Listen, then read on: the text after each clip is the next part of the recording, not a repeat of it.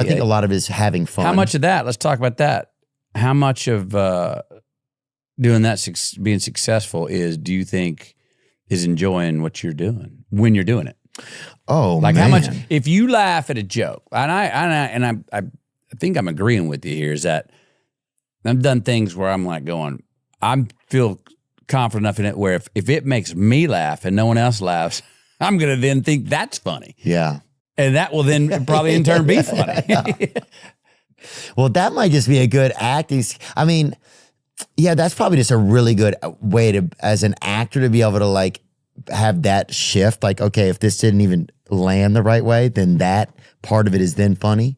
Yeah, I think as a comedian, if I'm taking care of myself and I'm in a good way, then it's going to go good. Right. I know. I just think it's like, they just want to see you having a good time, especially these days. People are just so, like with podcasting and stuff, people will get to know you so much. They just want to be in the room with you, right? They want the material to be good and you want it to be good. Yeah. I don't want you to just you're all there wanting it to be good. Right. And I wouldn't show up if I didn't think it was at least good enough to bring to you to trade for a fare. But a lot of it is just people want to spend time around each other. My greatest mentor, a lady named Penny Allen, who's since moved on, would always say this, and you got a crew making a film, you got 120 people, you got directors, producers, not everyone agrees on everything, right? And you can get in arguments and da-da-da. And she was like, just remember this, Matthew. She goes, one thing everyone is there for and wants is a good show. You know what I mean? Right, like that's a unifying. You have different ways of getting it, but no one's there going, I don't want this to be a good show. Everyone wants it to be a good show. Dude, in my head, sometimes I'll get in that thing like, oh, I know how to make this, that's the part I get stuck sometimes. I want to talk a few minutes more about writing and stuff before you go. Thank you for your time. Sure, man. Poems and Prayers, that's your new book that's out. When did you start writing and who kind of got you into it? I know there's stuff in here from when you were 18, from when you were in high school. That's probably when I started writing longer form poems. And that was a year in Australia where I was one of those times I was lost and wobbly and looking.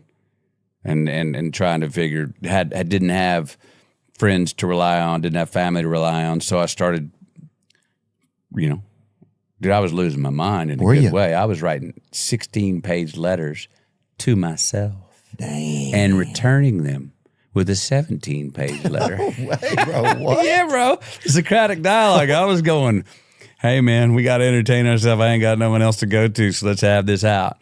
And so I... What is strange? I mean, it's cool. It's strange. It's unique. Oh, it's strange, and I'm it's glad. Unique. Sorry, I think it was hard. No, that's strange. So, what were the letters? Were you saying like trying to work shit out? Yeah, I was losing my mind. I didn't know what. I didn't have a compass, man. Everything around me was odd, and I didn't know if I agreed with it or disagreed with it, or if it was just a cultural difference, or if it was bullshit, or just getting to know yourself. And I didn't know where to stand until I got pushed. Where I had to make a stand. And boy, when I had to make a stand, when this host family wanted me to call them mom and pop, and I went,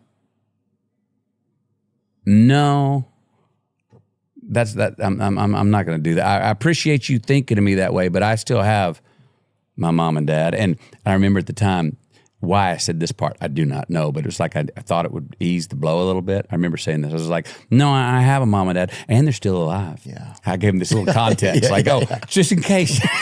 Like, what the hell does that matter? Anyway, and to make that stand and go, no, and then call them, say goodnight and call them by their first names, and then wake up the next morning, my alarm clock was a screaming woman going, he won't call me mom. Going, oh, shit. And then going to her and going, no, I won't. But putting an arm around her and going, creating some boundaries for yourself, figuring it. I had to create a boundary. That's it. I was trying, and so to do that is part of, I think, a big part of identity. And so I started writing. I'd written since I was probably 12, but I started writing poems and jotting down prayers and things when I was, like I said, lost, wobbly, and looking, but also times where things were going well, and I felt spiritually strong and going like, well, what are some habits I got right now? What are some ways I'm seeing the world, where the world seems to be, I'm putting this out of my soul and it's music, and the world's kind of throwing back the next beat right at me. And we got a tune going. Yeah. And then I stepped in shit. Oh, well, that's part of the tune. Right. They laughed at my joke. Hey, that's part of the tune too. Oh, they were crickets. They didn't laugh. That's still part of the same song. Right, it's all part of the same song, yeah. Yeah. Instead of trying to get this song, like just the perfect song, just recognize it's a long song. It's a long song. Yeah. And so Poems and Prayers, look, I'm trying to sell Sunday morning like a Saturday night. Meaning, there's a lot of good stuff, whether it's you're bringing up stuff in the Bible that has a lot of good stuff for living.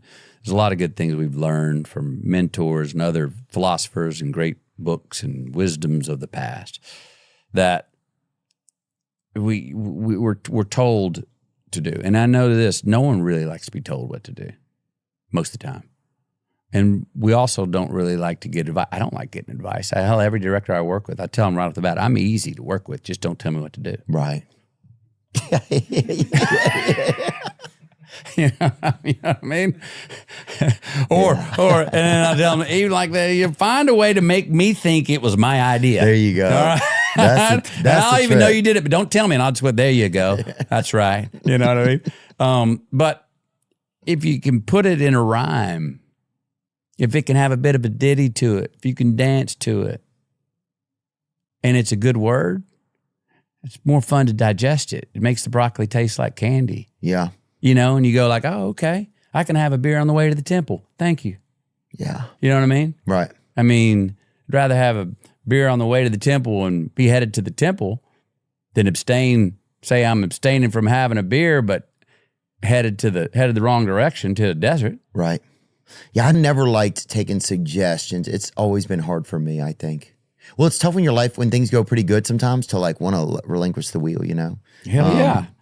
But at the same time, when things are going well, you're responsible for that.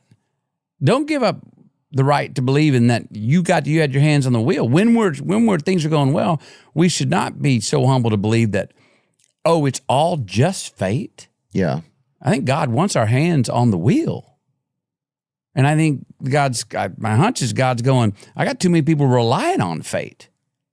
Yeah, that's a good point. Take control of things. You know? When things are going, give yourself the ownership of going, I did that. It wasn't all me. Right. Other things in the world happen that I'll never understand, for timing and fortune and everything. But give ourselves credit when we look at the mirror and go, you're partially responsible for that, bud. All right, here we go. Yeah. To build some sort of gravity within yourself, and understanding. Yeah. Because because it doesn't mean, and understand that the hard part about when we're succeeding, I think, catching green lights, got our hand on the wheel, and we're just smoothing through traffic and life's like this. The hard part is believing, oh, this is how it's gonna always be. Oh yeah. Because it ain't. You'll blow a tire, man. Some goofball's gonna run a red light and hit you. You're gonna run out of gas. Something's gonna go wrong. So there'll be times you don't have your hands on the wheel, or you don't know where you're going. So knowing that those times are coming, I think is another reason to go, well, when my hands are on the wheel and shit's working out, let's look in the mirror and give myself a little bit of wink here, boss. There you go. Let's turn our favorite music up a little bit and enjoy it a little bit. Yeah. Drop the top. Yeah. There's one point he talked about prayer too that I thought was pretty cool. Prayer is worship, putting our heart above our head. It's a beautiful sentiment, man. Prayer comes from worship, which means to literally bow down so we can put our heart above our head. So it's a physical, engineered act to listen to our heart. Compassion, kindness, forgiveness, peace above our head. And we live in a world that is we're told head above heart, man. Yeah. Make it more, quantity, win, however you do it. Head up, look at the Jumbotron. Right. And the humility of putting your heart above your head, literally just physiologically, is such a cool image for what that's for. And I don't think a lot of people, I didn't know, that is what prayer is actually engineered for. That's why you bow. You bend a knee and you bow to put your head below your heart and your heart above your head so you can hear the sacred within you. Now, the sacred's coming from the heart and the soul. I'm all for knowledge that we gain in our head. And we need knowledge to understand reason. Yeah. But there's a lot of stuff that the math doesn't add up. And that's languages of the soul. And it's not supposed to add up. And I think that's part of the pursuit of God. That's what I think God loves a scientist, because scientists are the practical pursuit of God.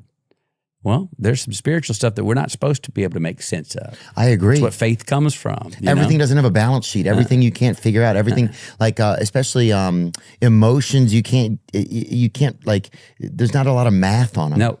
Yeah. Nope. Like instincts, all of that kind of stuff. I think like that's something I want to lean even more into in my life, is just like believing like there's not, I just have to know. I have to know that what this feeling I have inside of me is real. I don't need to read an article to tell me. Right. I don't need to read this or know this. Even if somebody shows me some fool's gold that they believe in, I have to know that this God created compass inside of me has some semblance of direction and factuality, you know? And it takes a lot of trust and faith to do that. And it ain't easy. And one that I always give myself a little amnesty on is from this Benedictine monk named Thomas Merton. And he said, God, I believe that trying to please you pleases you. So sometimes when we don't know, I think it's okay to give ourselves a little pat on the back and go, at least I'm trying. And I kind of trust that pleases God, that I'm giving an effort. Yeah, have some grace, huh? Yeah, grace. Yes, sir. Give ourselves some grace. Well, thank you, Matthew. I just appreciate, thanks for taking time to even contribute this to the world, help people think. There's a lot of neat things to think about in here, like just leadership, courage, little avenues. Yeah. I think it's something that I wrote down here. Carve and burn was one that I Carve really and liked. burn, the wheat from the chaff, the fat from the meat. Yeah, man. We got to, in the name of transformation. That's that weed pulling we were talking about at the top of the show. We got to tend our own garden, man, around our soul. Make sure we're pulling the weeds, because you can look down, you can go, where's that diamond? Yeah. Where'd it go? Oh, it's covered in all the weeds I let grow. In the name of transformation, die a little instead of completely. I really like that. Yeah. That's really about like having that extra beat of courage, that just believing that there's something here if you just stay in this space, you know. Transformation comes with sacrifice, and that's part of dying a little bit.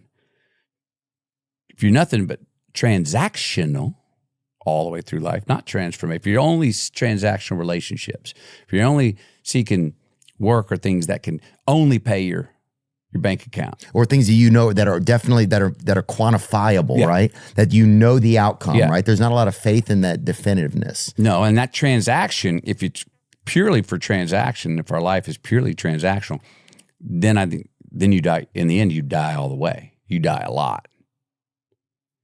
You're dead. All right. Transformational, you will die a little. It's because you make it a sacrifice to live forever. Yeah, it's cool, man. There's a lot of neat stuff to think about in here. A lot of prayer too. Do you have a kind of a prayer practice, or what's that been like in your life? Or what did you even learn when you were a kid? Do you remember the first time that you ever prayed? We can finish on that conversation. First prayers. My mom was a big baseline gratitude, and we grew up Methodist, which is, wasn't a lot of fire and brimstone. It was more be thankful for what you have and try and multiply that with yourself and others.